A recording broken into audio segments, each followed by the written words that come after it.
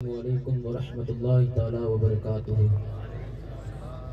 نحمده ونسلم علی رسولہ الکریم اما بعد فاعوذ باللہ من الشیطان الرجیم بسم اللہ الرحمن الرحیم اولئک حزب اللہ الا ان حزب اللہ هم المفلحون صدق اللہ مولانا العظیم وبلغنا رسولہ النبی الامین المتین الکریم ونحن ولا ذلك لا من الشاهدين والشاكرين والذاكرين والحمد لله رب العالمين.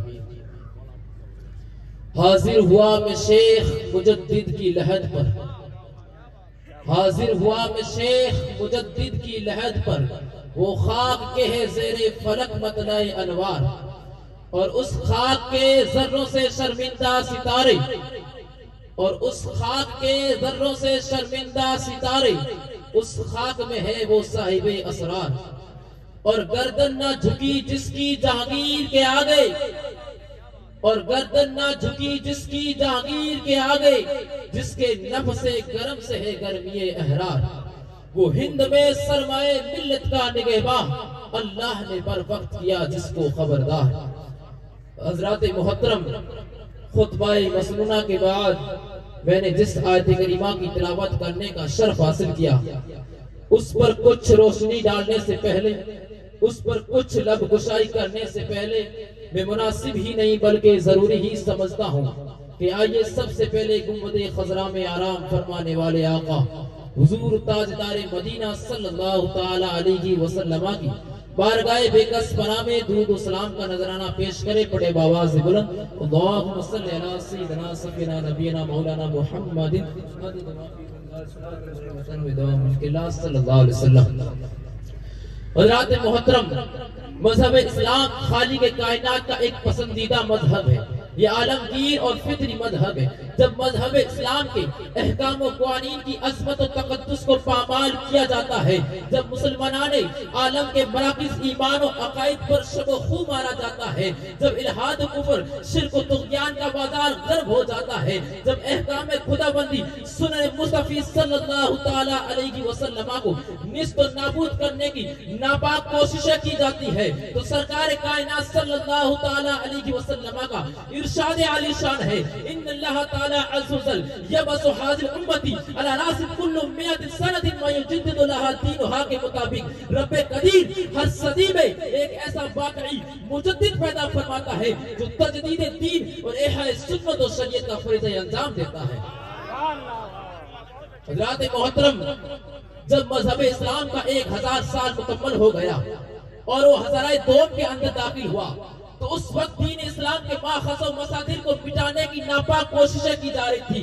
ہر وقت الہاد و کفر شرک و طغیان کی اشاعت ہو رہی تھی، اور اس وقت دین اسلام کے آفتاب کو ایک مصنوعی اور بناوٹی دین الہی نے گہن جدا کر رکھا تھا. ایک طرف الہاد اللہ دین نے پنجے گاڑ رکھے تھے، خود بادشاہ وقت اپنے ناپاک مشرک وزیر کے ساتھ مل کر صنم خانوں میں جا کر گھنٹیاں بجاتا تھا اور ہندوؤں کے تہواروں میں شریک ہوتا تھا اور مسجد شہید کرا کر مندر تعمیر کرانا تھا. تو دوسری طرف علماء سو کی بدعمالیاں شریعت احمدیہ کو مذاق کر رہی تھی، تو تیسری طرف نام نہاد مکار صوفیوں کی بدعمالیاں شریعت محمدیہ کے تقدس کو روند رہی تھی. عرض یہ ہے کہ سفینہ اسلام بحر ظلمات میں ہچو کے کھا رہا تھا. اگر کوئی اسے سہارا دینے کی کوشش کرتا تو ساری حکومت اس پر عرصہ حیات تنگ کر دیتا. اگر کوئی اسے شریعت کے موافق اصلاح کرنا چاہتا تو شاہی حکومت اسے سزا کا مستحق قرار دیتا. ایسے تنگ و تاریک ماحول میں مسجد الہی سے شرحن شریف کی مقدس زمین سے ایک ایسی شخصیت منشاء سعود منتلبہ کر ہوتی ہے جس نے الہاد اللہ دینیت کے اندھیرے سے اسلام کا چراغ روشن کیا. مصطفی کردار کا عملی دامہ بن کر، فاروقی عظمت و لڑکار سے مزین ہو کر، حیدری صداعت اور بہادری سے سر کر، حسینی صبر و رضا کا پیکر بن کر دین اسلام کی عظمت و بقا کے لیے اپنے زمانے کی طاقت حکومت سے مقابلہ کیا. نعرہ تکبیر، نعرہ رسالت، فیضان محبوبی. سبحان اللہ، بہت اچھے. روحانی اخلاق و کردار سے مزین ہو کر اپنی جان کی پرواہ کیے بغیر احقاق حق و ابطال کا فریضہ انجام دیا. ایسے مرد مجاہد کو، ایسے مجدد کو دنیا امام ربانی मुजद्दिद अल-फ़सानी शेख अहमद सरहंदी अलैहि रहमा के नाम से जानते और पहचानते हैं। सुभान अल्लाह, सुभान अल्लाह, सुभान अल्लाह। हज़रत मोहतरम इमाम रब्बानी को पैदाइशी वली कहा जाता है। जब आप अयाम तिफली में शेर ख्वारगी की मनाज़िलें तय फरमा रहे थे तो उस वक्त शाह कमाल खेतरी अलैहि रहमा आपके वालिद माजिद शाह अब्दुल अहद फारूक अलैहि रहमा से मुलाकात करने के लिए सरहंद शरीफ तशरीफ ले गए। तो आपके वालिद माजिद ने इमाम रब्बानी को शाह कमाल खेतरी अलैहि रहमा की गोद में दिया और दुआ की दरख्वास्त फरमाई। शाह कमाल खेतरी ने अपनी मुकद्दस उंगली को इमाम रब्बानी के मुंह में रख दी। इमाम रब्बानी काफी देर तक चूसते रहे। ये उंगली का चूसना दरअसल फैज़ बातनी का हुसूल था, क्योंकि कुछ ही की देर शाह कमाल खेतरी ने इरशाद फरमाया, बेटे मेरे और भी औलाद है, उनके लिए भी कुछ छोड़ो। तो ये वाकया इस बात की शहादत देता है कि अल्लाह रब्बुल इज्जत ने आपको अयाम तिफली ही में मनसब विलायत से सरफराज फरमाया। सुभान अल्लाह, सुभान अल्लाह, बहुत अच्छे। हज़रत मोहतरम कौन इमाम रब्बानी? वो इमाम रब्बानी जिसके मुतालिक मेरे आका अलैहिस्सलातु वस्सलाम इरशाद फरमाते हैं, यकूनु फी उम्मती रजुलन युकालु लहु सिलतुन और सिफातिही कज़ा व कज़ा। मेरे आका ने इरशाद फरमाया कि मेरी उम्मत के अंदर एक ऐसा शख्स होगा जिसे सिला कहा जाएगा, यानी शरीयत और तरीकत को मिलाने वाला, और उसकी शफाअत से मेरी उम्मत के अक्सर अफराद जन्नत में दाखिल होंगे। हज़रत मोहतरम इन अहादीस मुबारका से आपके वजूद सऊद की तरफ इशारा है, क्योंकि आप ही उलमा व सूफिया के दरमियान तशरीफ लाकर सिला बनकर शरीयत और तरीकत को मिला दिया।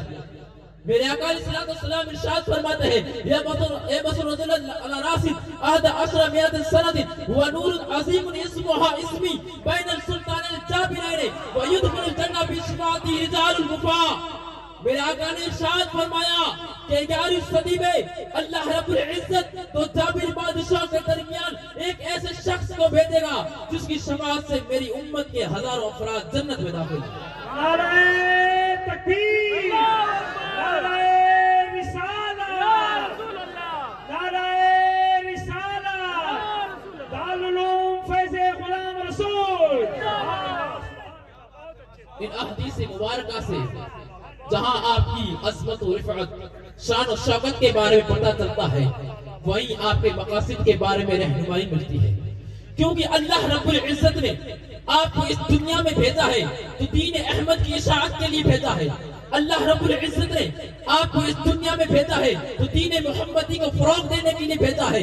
आपको इस दुनिया में अल्लाह रब्बुल इज्जत ने भेजा है तो राय हक से बहके हुए इंसानों को राय रास्त पर लाने के लिए भेजा है। और सबसे बड़ा फरीजा तो ये था कि आपके दौर में दीन मोहम्मदी बिल्कुल जमीन की बस्ती में था, फिर आपने दीन का काम किया, दीन को असरन मुनव्वर मुसल्ला फरमाया, ऐसा दीन का काम किया जिसकी दुनिया वाले कोई मिसाल नहीं ला सकते। हज़रत मोहतरम हुमायूं को आप जानते ही होंगे, जब उसका इंतकाल हो गया तो उसका बेटा जलालुद्दीन अकबर तख्त नशी हुआ। वो निरा जाहिल अनपढ़ था, लेकिन बाक़ौल उलमा मुसय्यिल अक़ीदा मुखलिस मुसलमान था। पंजगाना नमाजों का पाबंद था, शरीयत के कानून पर सख्ती से पैरा था और उलमा की ताज़ीम करता था, मसाजिद का एहतराम करता था और अल्लाह के घर का झाड़ू निकालता था। लेकिन उलमाए सू ने जब उसके कानों के अंदर ये बात डाल दी कि हुजूर के दीन की मुद्दत 1000 साल है और आपके जुलूस से दूसरा हजारा शुरू हो रहा है, लिहाजा आप इस उम्मत के नबी और सरबराह हुए। अल्लाहु अकबर। इस अरस दास्ता के बाद अकबर ने एक नया दीन नाफिज किया जिसका नाम रखा दीन इलाही, और अपने आप को खलीफतुल्लाह कहलाने लगा और अपना नया कलमा ईजाद किया, ला इलाहा इल्लल्लाह अकबर खलीफतुल्लाह, और अपनी शाही मोहर पर इबारत नक्श करा दी, जल्ल जलाल अस्त अकबर अकबर शानहू ताला, और मुसलमानों पर जुल्म और सितम के पहाड़ तोड़ने लगा और मस्जिद शहीद कराकर मंदिर तामीर करवाने लगा और सजदा ताज़ीमी को जायज करार दिया, और जो सजदा करने से इनकार करता उसे सरेआम कत्ल कर देता, और जो नमाज जमात के साथ मसनू थी उसे ममनू करार दी। इन सब बिदआत और खुराफात को राइज करके सीधे साधे मुसलमानों के दरमियान इंतसाब रब्बा कर दिया। ऐसे तंग और तारीख माहौल में अल्लाह रब्बुल इज्जत ने उन जाबिरी बादशाहों के दरमियान इमाम रब्बानी को भेजा, और जिसने अपनी मकतूबात आला तसानीफ और रसाइल के जरिए इहया सुन्नत और शरीयत का फैज़ अंजाम दिया। حضرات محترم امام ربانی نے اپنے خلفاء کو بیرونی ممالک اور اندرونی ممالک میں پھیلا دیا تاکہ دنیا کے ہر گوشے تک دین کا پیغام پہنچا۔ جب یہ خبر بادشاہ کو پتہ چلی اس مہم کے بارے میں، تو سوچنے لگے کسی بھی طریقے سے امام ربانی کو روکا جائے، اور اسی طرح 1014 ہجری میں جلال الدین اکبر کا انتقال ہو گیا، اور اس کے بعد اس کا بیٹا نور الدین جہانگیر تخت نشین ہوا۔ وہ بھی نرا جاہل تھا، اپنے باپ کی رائج کی ہوئی برائیوں کو برقرار رکھا۔ عمرہ و وزرا کی آمد و رفت اس کے دربار میں ہونے لگی، اور ایک دن عمرہ اور وزرا نے بادشاہ کو اس بات پر مجبور کر دیا کہ کسی بھی طریقے سے امام ربانی کو بلا کر سجدہ کروایا جائے۔ پھر بادشاہ نے ایک شاہی روم تیار کرایا جس کا دروازہ بالکل ہی چھوٹا تھا۔ پھر امام ربانی کو بلایا گیا، میرے شیخ جاتے ہیں اور اس کمرے کو دیکھ کر تعجب کرتے ہیں کہ بادشاہ مجھ سے سجدہ کروانا چاہتا ہے۔ میرے شیخ اس روم کے اندر اس شان و شوکت سے داخل ہوتے ہیں کہ پہلے اپنے قدم مبارک کو داخل کرتے ہیں اور اپنے سر مبارک کو پیچھے رکھتے ہیں، اس شان و شوکت سے داخل ہوتے ہیں گویا کہ اللہ رب العزت نے یہ طریقہ آپ کو سکھایا۔ آپ کمرے کے اندر داخل ہو جاتے ہیں، بادشاہ غصے میں آ جاتا ہے، فوراً سجدہ کرنے کا حکم دیتا ہے۔ میرے شیخ ارشاد فرماتے ہیں، اے بادشاہ، یہ گردن جھکتی ہے تو صرف خدا کے سامنے جھکی ہے، کسی غیر خدا کے سامنے نہ جھکی ہے نہ جھکنے پائے گی۔ اسی مقام پر مفکر اسلام ڈاکٹر اقبال فرماتے ہیں، گردن نہ جھکی جس کی جہانگیر کے آگے، جس کے نفس کرم سے ہے گرمی احرار، وہ ہند میں سرمائے ملت کا نگہباں، اللہ نے بر وقت کیا جس کو خبردار۔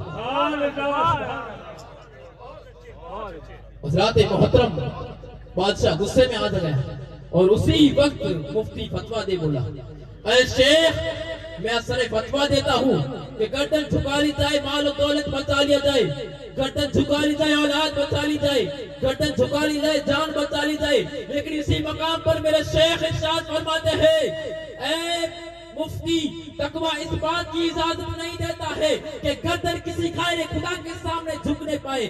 پھر اس شاہی روم کے اندر میرے شیخ کی پرجوشی تقریر ہوئی جس سے پورے محل کے اندر سناٹا چھا گیا، گویا کہ ان سب کو کسی سانپ نے ڈس لیا۔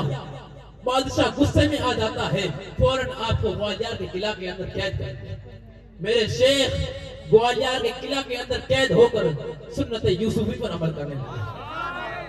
کہیں تشنیگان علم کو علم سے سیراب کیا اور کہیں رائے حق سے بہکے ہوئے انسانوں کو رائے راست پر لایا۔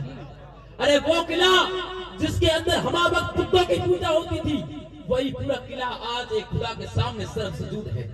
ارے وہ قلعہ جس کے اندر عداوت دشمنی کے ہنر سکھائے جا رہے تھے، وہی اسی قلعے کے اندر حدیث و قرآن کی روشنی، حدیث و قرآن سے پورا قلعہ جگمگا رہا تھا۔ ارے وہ قلعہ جس کے اندر بھائی بھائی کو دشمن بنایا جا رہا تھا، اسی قلعے کے اندر بھائی بھائی کو اپنے پلکوں پر بیٹھانا فخر سمجھ رہے تھے۔ میرے شیخ اس قلعے کے اندر 2 سال مقید ہو کر علم سے روشناس کر رہے تھے۔